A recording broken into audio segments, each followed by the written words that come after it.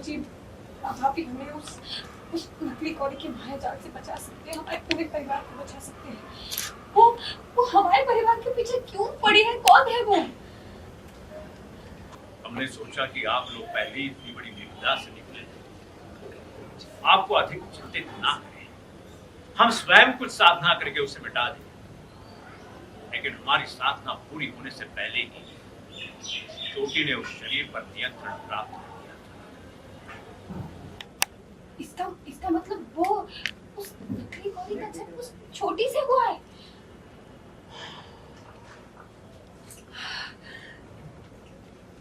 गुरुजी, अगर इतना सब कुछ हो गया तो आपने हमें पहले क्यों नहीं बताया? हमने सोचा कि आप लोग पहले ही इतनी बड़ी विपदा से निकले हैं, आपको और चिंतित ना करते हैं। हमने सोचा कि हम स्वयं साधना करके उसे मिटा देते हैं, लेकिन हमारी साधना पूरी होने से पहले ही उस चोटी ने उस शरीर पर नियंत्रण कर लिया था।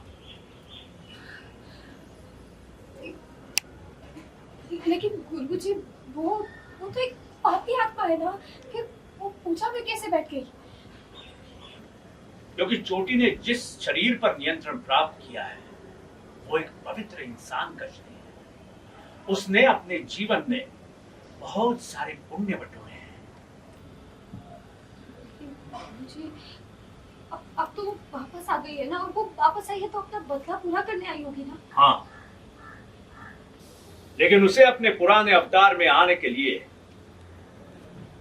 बुंदेला परिवार वालों के बालों के साथ एक विधि करनी होगी। उस विधि के संपन्न होते ही वो अपने पुराने अवतार में वापस जीवित हो जाएगी।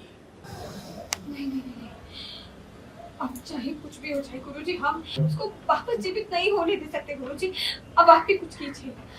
हाँ, कर रहे हैं। ये जो हवन हमने किया है उसके कारण उसकी शक्तियां कमजोर हो गई है। परिवार वालों को धीरे धीरे अपना अतीत याद आने लगा है।